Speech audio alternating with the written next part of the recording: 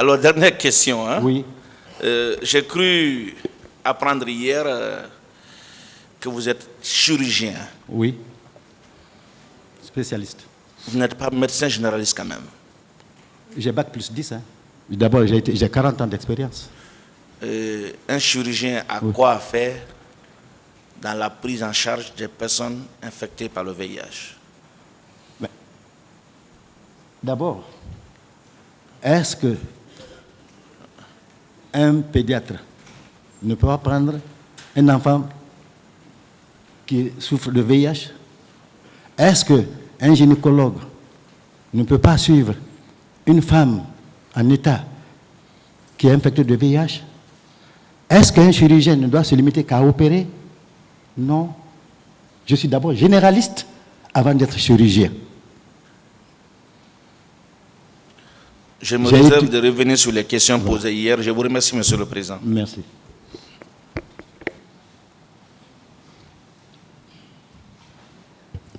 Monsieur le Président, avec votre permission, il y a des choses qui ont été dites qui méritent d'être précisées. Bon, on parle du colonel Moussa Kegboro. On vous dit, est-ce qu'il disposait d'une baguette magique lui permettant de donner des ordres partout? Je ne sais pas si vous avez suivi ces procès depuis le début. Mais je vais vous donner lecture avec la permission, bien entendu, de Monsieur le Président, du procès verbal d'interrogatoire du colonel Moussa Kegboro. Oui. Voilà. En sa page 5, oui. Non, page 3, disons. Oui. Alors, il a dit ceci.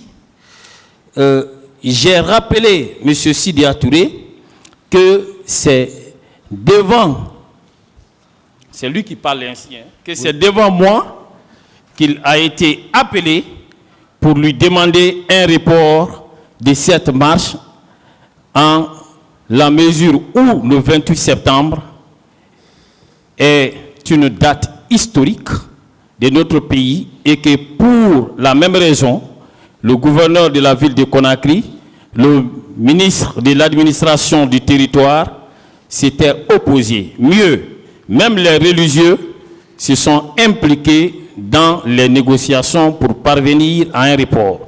Oui. Sur ce, Sidya Touré m'a répondu qu'il n'était pas là pour changer une date, mais qu'ils avaient une adresse à l'endroit de leurs militants pour exprimer leur point de vue sur la candidature du président Dadis.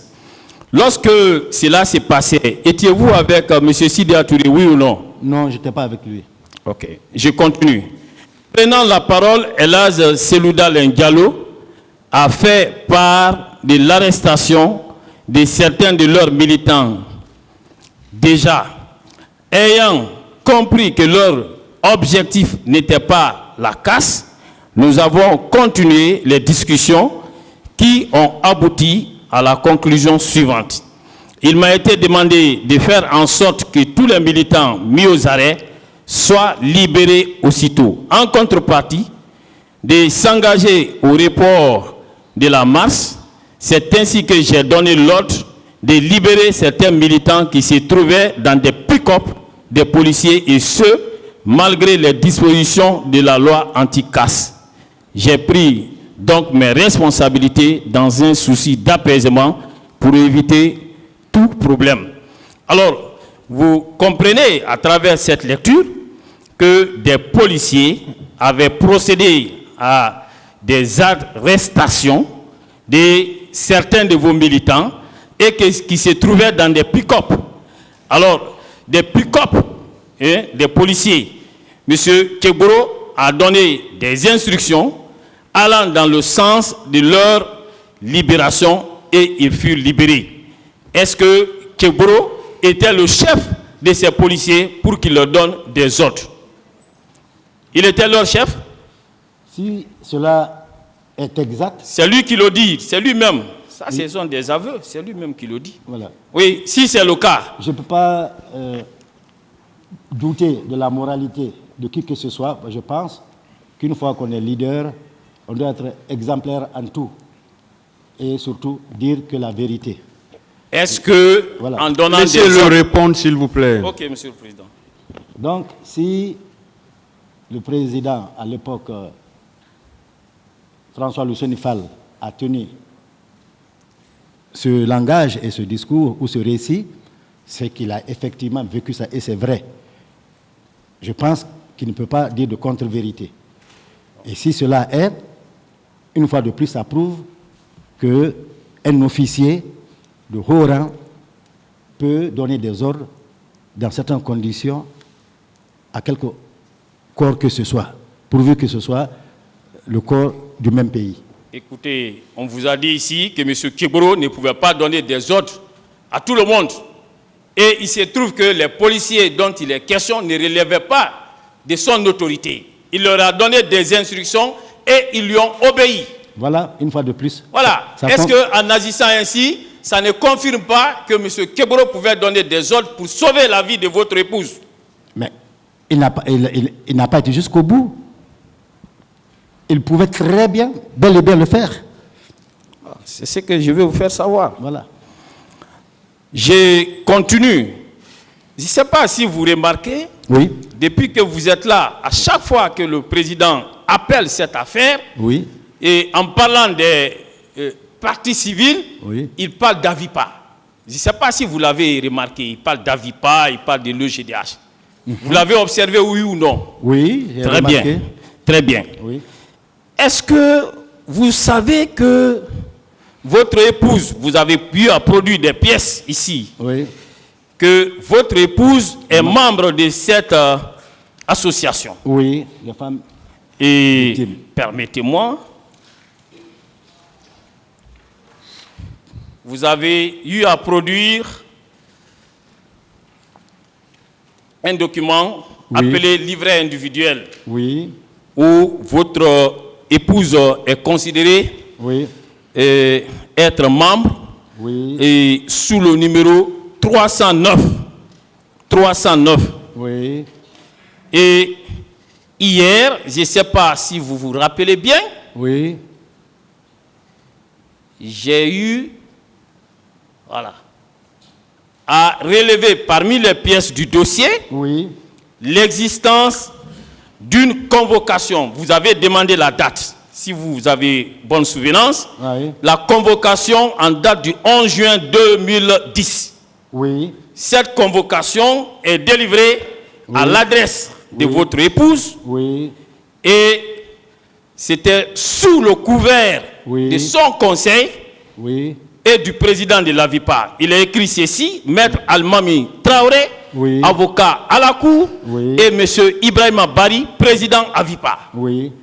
Alors, question, puisque cette convocation a été délivrée par le pool des juges d'instruction, n'est-ce pas votre épouse, alors n'est pas une personne étrangère dans ces dossiers, elle est déjà connue comme faisant partie des victimes dont l'AVIPA est en charge des intérêts? Absolument pas. D'abord, la preuve... Absolument. Elle n'a pas répondu, premièrement parce qu'à l'époque, elle était très traumatisée. Et je vais vous dire que quand... Est-ce que vous avez compris ma question? Oui, j'ai bien compris. Laisse-moi aller au bout de ma réponse. Ma femme, après les événements du 28 septembre 2009, jusqu'à son départ pour la France, elle était traumatisée. Et jusqu'à présent, elle le reste. Alors, quand la convocation est arrivée, elle ne pouvait pas répondre parce que encore, les blessures étaient encore lourdes. Elle a répondu déjà à des ONG. Elle revenait chaque fois avec le même traumatisme. Elle ne pouvait pas répondre. Et après, c'est dans ma maison que Mme Asmaou Diallo a été confirmée présidente de l'AVIPA à la place de M. Ibrahima Bari. Ma femme est bel et bien victime et jusqu'au moment où je vous parle, elle n'a bénéficié d'aucun rang et moralement, nous avons interdit de toucher à quoi que ce soit. je voudrais vous dire que votre femme, Oui. à travers cette convocation, Oui. est connue dans ces dossiers comme faisant partie des victimes, Oui. hein, Oui. et prise en charge par l'AVIPA. Oui ou non? Je me C'est vous qui avez produit ça, hein? Mais quel est cela? Et que l'AVIPA la prenne en charge. Il y a la présidente de l'AVIPA ici, vous pouvez demander si elle est prise en charge. Non. Elle a bénéficié du statut de réfugié en France. Quand je parle de la prise en charge, Oui. il s'agit de la prise en charge des intérêts civils. Voilà, allons-y. Donc, avez allons-y compris? clairement. Voilà, donc allons-y clairement. Non, mais moi je suis clair.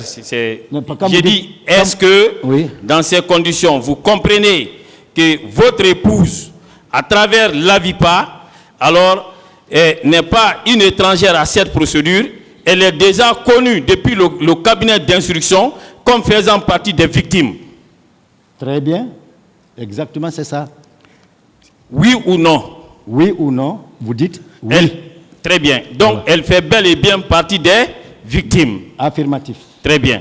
Oui. Donc, lorsqu'on vous dit que votre épouse n'est pas victime, qu'elle n'est pas partie civile, alors qu'elle est déjà connue dans cette procédure depuis le cabinet d'instruction, qu'est-ce que vous répondez? Bah, je pense donc que c'est la mauvaise foi. Très bien. Voilà, c'est tout. C'est ce que je voudrais que vous releviez. Je continue. Oui. Alors, il se trouve que on vous a réitéré ici que certains accusés dans le box, alors, seraient venus au stade sans les instructions du capitaine Dadis. Mais vous-même, vous avez réagi en disant que devant vous, M. Keboro a dit qu'il a été envoyé par le président Dadis. Vous le confirmez, oui ou non? Je le confirme et je le maintiens. Très bien. Est-ce que vous savez que, bien avant vous, M. Claude Pivy, qui est dans le box, a, dans son procès verbal dressé sur commission rogatoire, a déclaré la même chose en disant que Claude Pivy, que Keboro est venu au stade sur instruction du président Dadis. Est-ce que vous le savez? Je viens de l'apprendre. Très bien, je vous l'apprends, il l'a dit, c'est une pièce acquise au débat. Oui. Vous connaissez M. Moussa Keita? Quel Moussa Keita? Moussa Keita, secrétaire permanent du CNDD au moment des faits. Je l'ai vu quand il a été nommé à la place de l'actuel ministre de la Défense comme le représentant du CNDD au niveau de l'Assemblée. Est-ce que vous savez que celui-ci aussi déclare dans sa déposition, si vous ne le savez pas, je vous le fais savoir, que M. Keboro s'est rendu au stade sur les instructions du même Dadis, du président Dadis. Est-ce que vous le savez? Ça ne me surprend pas. Très bien.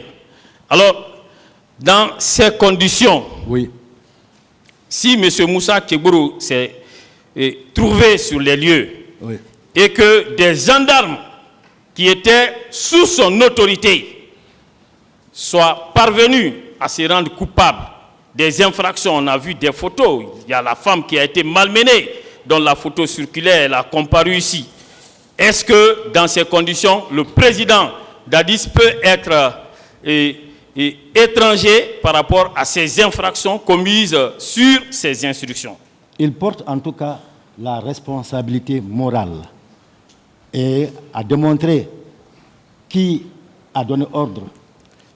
Il faut y aller. S'il a la responsabilité morale, avec ce massacre, personne ne peut l'épargner de ses responsabilités. Il faut qu'il prenne son courage à deux bras, et, parce qu'il a été le père de la nation à un moment. Il faut qu'il prenne son courage à bras le corps, parce que c'était un militaire vraiment que tout le monde a apprécié, qu'il dise ce qui est arrivé. Le peuple de Guinée n'est pas un peuple revanchard. Je vous dis une fois de plus, nous voulons que la vérité, on est prêt à pardonner pour que les victimes soient dédommagées, parce qu'on ne pourra plus relever ceux qui sont morts. Mais qu'on le veuille ou qu'on ne le veuille pas, le président de la République à l'époque, le chef de l'État, chef des armées, c'était le capitaine Moussa Dadis Camara. Et c'est en son temps qu'il y a eu ce massacre. C'est sa responsabilité entière.